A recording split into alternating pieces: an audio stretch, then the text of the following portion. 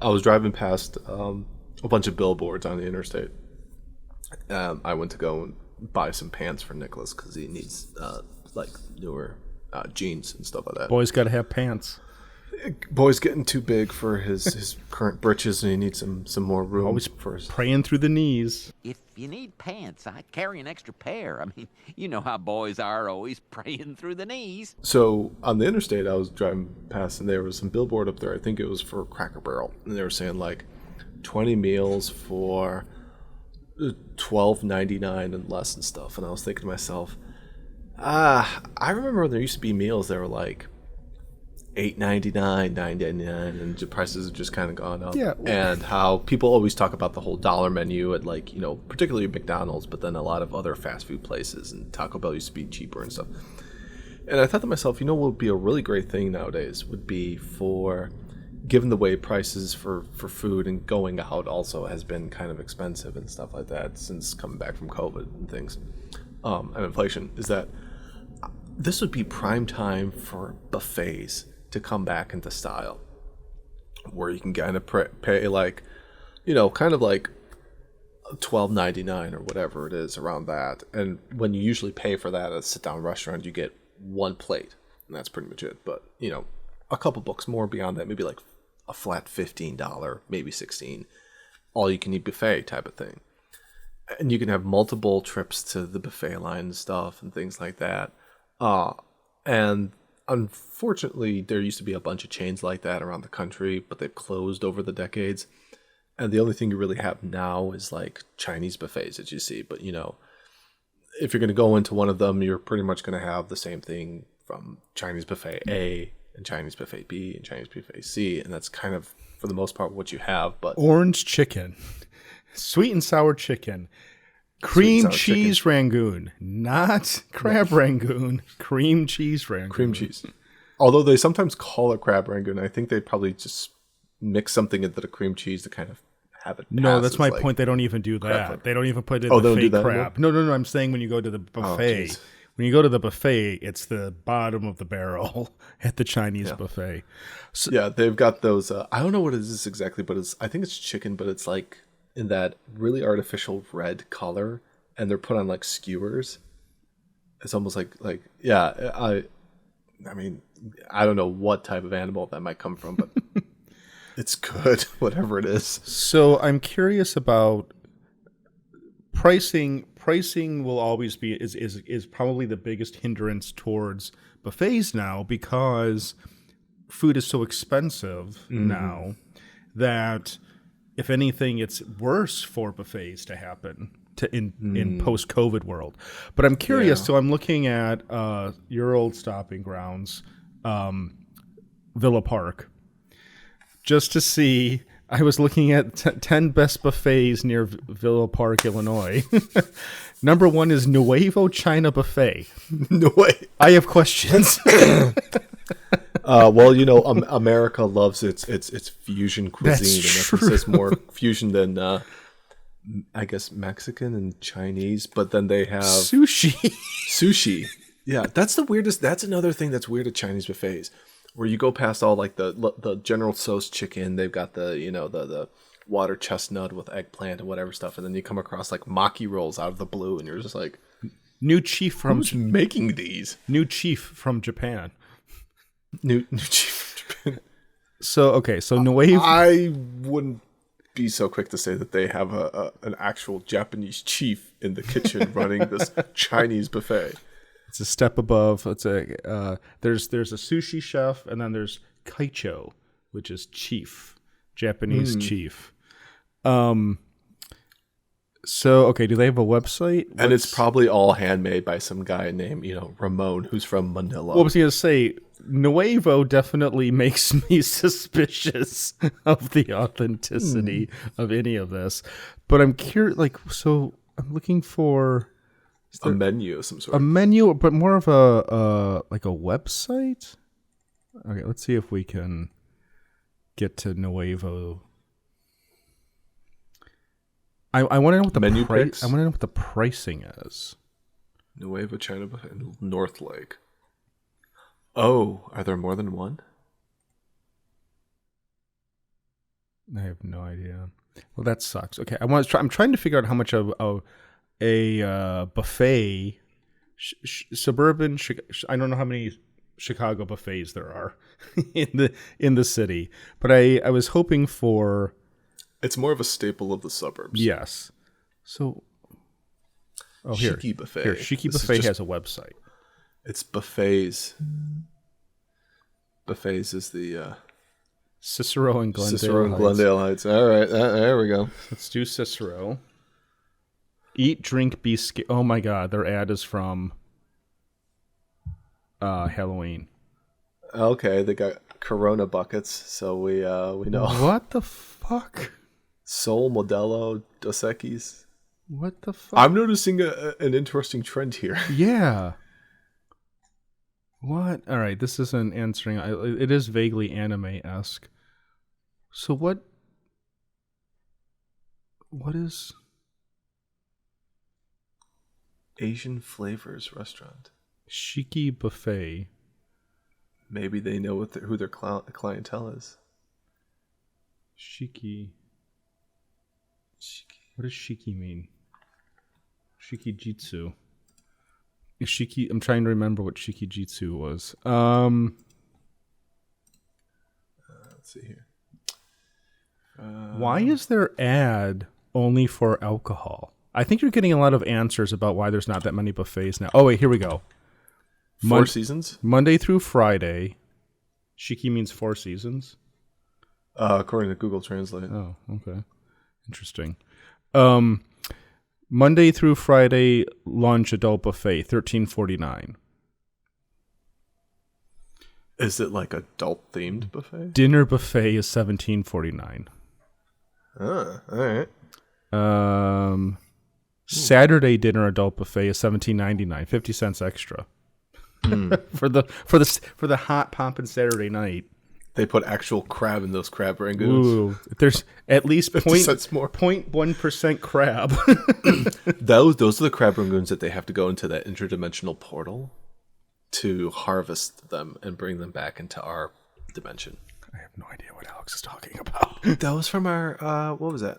From our Otaku no Radio days. Do you remember that story? Where we were talking like a bunch of our friends, like our crew. How much are kids? No kids? I guess they're not allowed to eat. All the ads are for the fucking beer. That is amazing. Buckets of beer.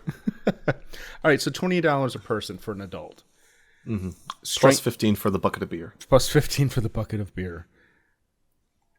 Sunday and holiday. Why do they need to do a separate entry for this when it's the same price? Oh, wait, no lunch on Sunday and holiday. Fountain drinks, soda are included. All right. Anyway, I don't know. Did you have an illustrious history of eating at buffets as a child? Is that where this comes from? My most fond memories, 2 fond memories, and this was something because I had watched a bunch of old retro commercials. One of my favorite buffets was actually at Wendy's, which was called the Super Bar, which I think we talked about beforehand. We've talked about this buffet like 4 times. Which was interesting. I can tell that you liked it because you can't stop talking about it. I miss the butterscotch pudding, man. It was interesting because they had, 4 bars to choose from items at a Wendy's, and it was crazy because nowadays you never think of a Wendy's ever having something like that where you had an actual like big old crock of freshly made chili and you could just scoop it up and put it in your bowl. Wendy's was fancy sit down eating. Yep. Mm-hmm. So that was one of them. And then another one, which you probably had gone to yourself, was the legendary Old Country Buffet. Old Country Buffet, yep. Old Country Buffet was a thing. Mm-hmm. And I remember I preferred it. I think it was better when they had it as a single long type of bar before they divvied it all up to like separate individual islands and stuff like that. I think the quality of the food was better at that point also. Yeah, some of these pictures are the more recent ones and stuff, but when it was more recent as in like 2004. It's been almost 20 years since they closed, I think. But that was a lot of fun memories and stuff like that because sometimes I'd kind of be a punk and just skip all the food and just go all the way down to the ice cream and dessert section and stuff like that. The soft serve. The soft serve. 2018 is when they closed. Wow. I guess a bunch. I think the company overall, and then they kind of spun off into maybe some subsidiary type of buffet chain, because I think they said Hometown Buffet. Because I think they were still around for a little bit. I think there was two different ones, because I believe we had. What did we have down here? We had a Hometown Buffet, and which is now where the Portillo's is, I think. And then we had a Ryan's, which was another buffet near it. And so that was it. And then also, if my family was ever on like a road trip down to Florida and stuff, we of course go to Shoney's, and Shoney's had a buffet type of thing too. I remember like the seafood buffet was one thing.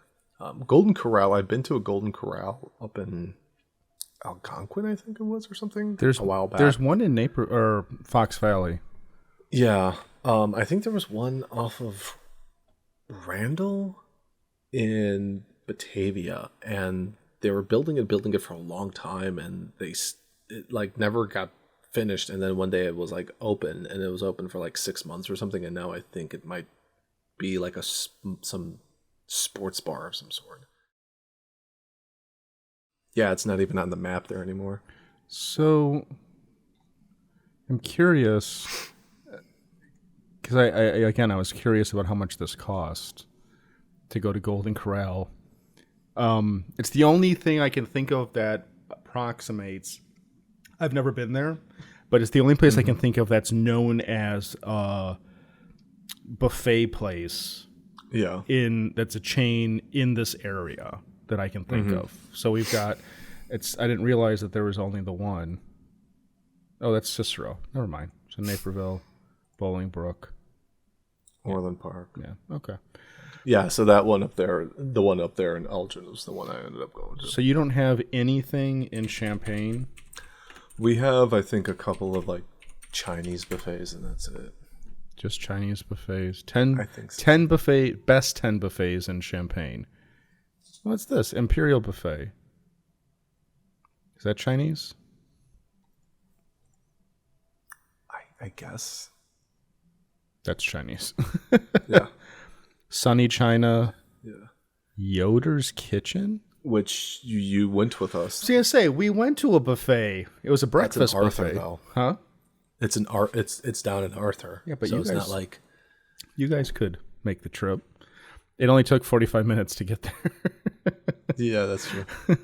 All right, so yes, I see what you mean. It's and I bet this is Chinese also. Royal International Buffet, Chinese buffet. All right. Look at that English. It's funny to me that Chinese buffets usurped the buffet in the United States because at a certain point in time, there was no such thing as a Chinese buffet. Yeah. It was something that I feel like it kind of came up like maybe the mid-90s.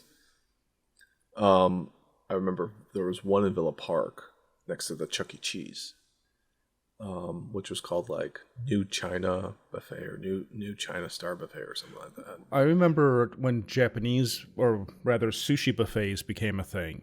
And there was a place in Arlington Heights called Todai, Todai, that we had gone to when I was a kid in... With the little yellow mascot guy? Mm-hmm. Yes. And I think it was in Hawaii the first time I went to it. Or maybe it was either Hawaii or Las Vegas. Who can remember? Was it at Ala Moana?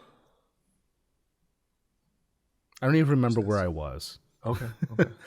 But so we went. So we started going to it, and it's funny because it very quickly started to become gross to me because it like all of the nice sushi was just this mass-produced product that was thrown onto trays. Yeah, and people pick through it. Yeah, and all of the maki rolls were just like all of the disgusting normies tore it apart. And then it killed the entire experience of going to a sushi bar. Normies ruined another thing you loved. Yeah, exactly. Everything I love gets ruined by normies. Yeah, I remember I think there might have been a Todai up in. Was it Schaumburg? Oh, maybe that's what I'm thinking of. Is Schaumburg? Maybe was it Woodfield Mall? Yes. Yeah. It was that. That's. And what I it was. remember Todai was interesting because they had a defined lunch period, and then they would close for like an hour or two and clean everything and kind of kick you out, and then they would have like a dinner segment. And I went to that one. I think my first experience at Todai was in Honolulu, which may have been at Ala Moana, but I'm not 100% certain. Oh my God. All Todai USA locations are closed for renovation. We plan to reopen in the December of 2017. I feel like I hope it works out for them. I feel like we already looked for this. This is. I feel like this entire conversation is deja vu. I feel like I kind of remember all of this. Mm-hmm. Yeah, because I feel like they eventually just started closing everything that was west or east of the Mississippi, and it was just ended up being like L.A., Vegas, Hawaii, maybe San Diego, maybe Seattle. Because their parent company might have been from Japan itself, and they were trying to keep operations closer to home. But yeah, it was something like that. And then I remember years ago, my dad took us to like some fancy like Chinese buffet that had like all this sushi and other stuff, and it was like you walked in, it was like some sort of imperial palace, and it had like these horse statues and stuff like that, and this fish tanks, and there was a lot of faux white marble and brass posts and things like that, and it was very fancy and stuff. And I think I took Erica there one time or something like that. So the other issue with buffets post COVID is that they got hit the hardest by COVID itself, as in nobody wanted. It's one thing like. It was one thing when you could go get takeout from Chili's, let's say, or Olive Garden. I'm just going to pick all... Outback Steakhouse. I'm going to pick all of the suburban favorites. Applebee's. And that was one thing. But going to get takeout from a buffet, did anybody actually do that? I feel like when you do takeout from a buffet, it's like you get that one takeout container. And that's it. Like, they're like, oh, you can fill it up as much as you can. You're like, this is like what I get when I can't finish like my Reuben sandwich at like a McAllister's or something like that. Like, it's just to take extra stuff, and it's like you still got to pay like the same regular price for going to the buffet, which is all you can eat. So I'm like, well, if it's all I can eat, I should take 4 of these home with myself. So, okay, this leads to another point that I was going to make about the evils of buffets. Okay. There is a pressure on people going to buffets to eat in excess, to like the point of they could mukbang the whole thing if they wanted to. I remember being like told you better go get thirds because we're paying $15 for your Ponderosa meal. And Ponderosa. Yeah, I said that because I figured you remember Ponderosa. Oh, and my mom being I can't stand up now. My mom's like, you're taking the steak home, like my what was like the sirloin, like the little sirloin, like the 6-ounce sirloin. 6-ounce and sirloin. A baked potato would be what we order, but it came with the buffet. So it's like you go eat buffet until you can't move. Yeah. And I was like, okay, Mom. You plump up really good for me. I got those husky-sized pants. Bugle Boy's calling my name. They had like the chicken wings, and I would eat the chicken wings and the salad with the ranch dressing and all that bullshit, and the self-serve ice cream machine, soft serve. You were like Augustus Gloop. Yeah, and then I'd be like, Mom, I don't feel good. I need to go lay down. I'd be in the back seat of my mom's car, like moaning because oh, Mama, I see the white light. But so I don't miss that. I don't miss the pressure of. I just wanted to have a hamburger, a little fries, and a little kitty Coke. And now I'm eating 10 pounds of chicken wings because we got to get our money's worth. Can't we just go to McDonald's, Mom? No. Can I hang out with the Burger King Kids Club? It's only $1.99 for a Happy Meal, Mom. Yeah.